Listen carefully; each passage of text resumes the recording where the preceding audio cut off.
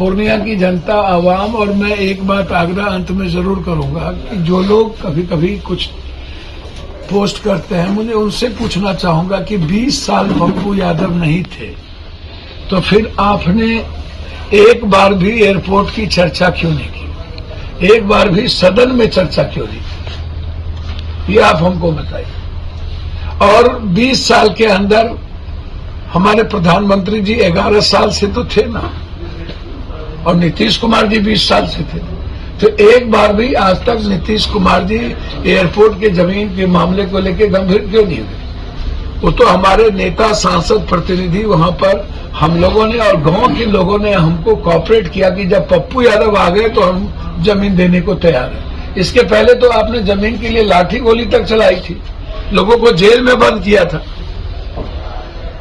तो इसीलिए यह सिर्फ संघर्ष के वादे जो मैंने किए, मैंने 4 महीने पहले ही वादे पूरे किए और इसी मुझे 5 महीने के अंदर 48 करोड़ रुपया जो दिया गया टर्मिनल के लिए, बिहार का सबसे खूबसूरत एयरपोर्ट वो बनेगा।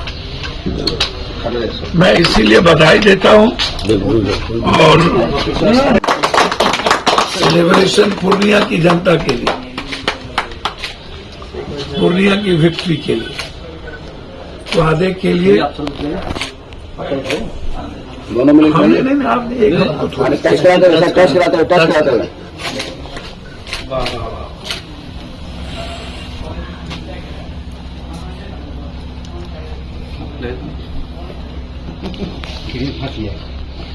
कौन कहाँ से लाया है?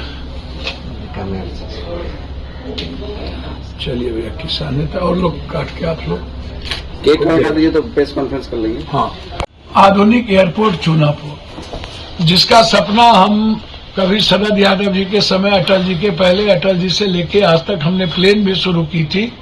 और 20 साल पप्पू यादव के वहां नहीं रहने से एमपी इन बातों को दबा दिया गया था। एक बार भी लोकसभा में ये चर्चा नहीं उठी, सदन में ये मामला नहीं उठा।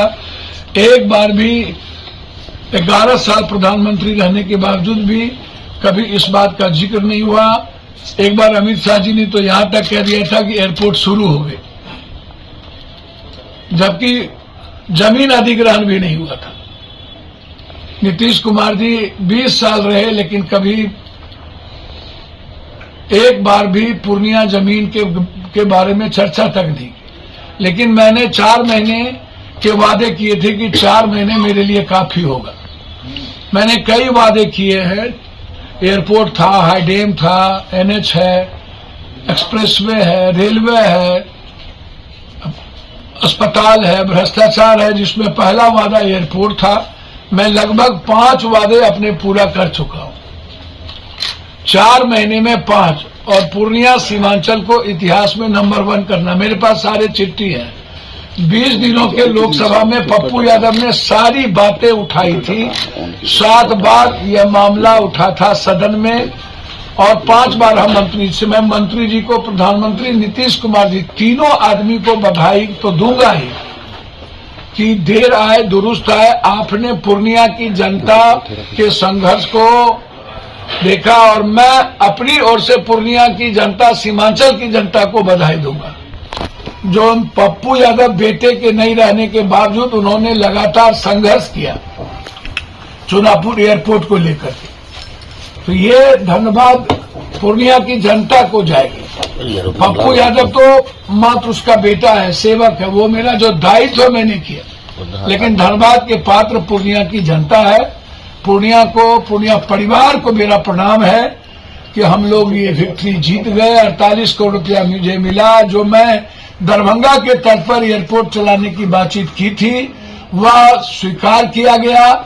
इससे बड़ी खुशी मेरे लिए कुछ नहीं। इसीलिए आज पटना के हमारे सारे साथियों ने गौरवान्वित महसूस किया। आज हम लोग पूर्णिया की जनता के लिए केक काटे।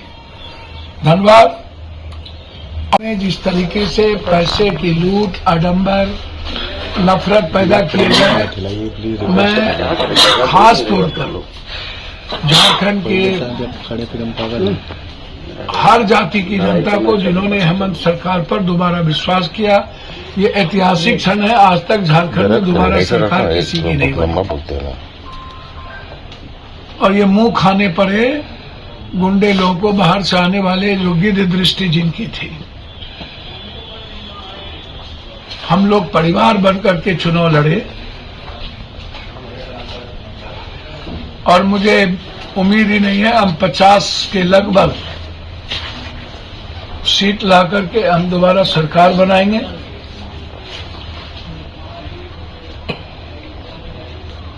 और हर कीमत पर जो वादे राहुल गांधी और हेमंत सोरेन जी ने किया है झारखंड को नंबर 1 बनाने का, वो संकल्प के साथ आगे बढ़ेगा।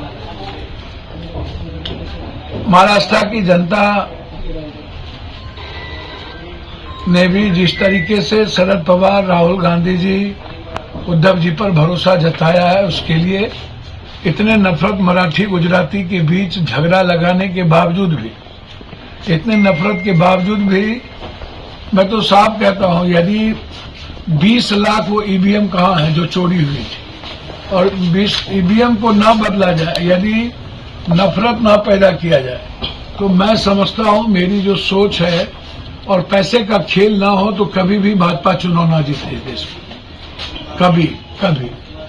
अब आइए दूसरी सबसे बड़ी बात जो आज केक कटी है वो तमसो मां ज्योतिर्गमय गुरुकुल शिक्षा मंदिर संस्थान के साथ बनाए अपना भविष्य। रेगुलर और प्रोफेशनल कोर्सेज, सेकेंडरी और senior secondary courses, law, teachers training courses, pharmacy and nursing के साथ पैरामेडिकल में डायरेक्ट एडमिशन पाए। वेबसाइट विजिट करें या दिए गए नंबर पर कॉल करें। हमारा पता है गुरुकुल शिक्षा मंदिर संस्थान, कल्याण चौक, DS कॉलेज रोड, कटिहार। हमारा वीडियो अगर आपको अच्छा लगा हो तो आप हमारे वीडियो को लाइक करें, शेयर करें और हमारे चैनल को सब्सक्राइब जरूर करें।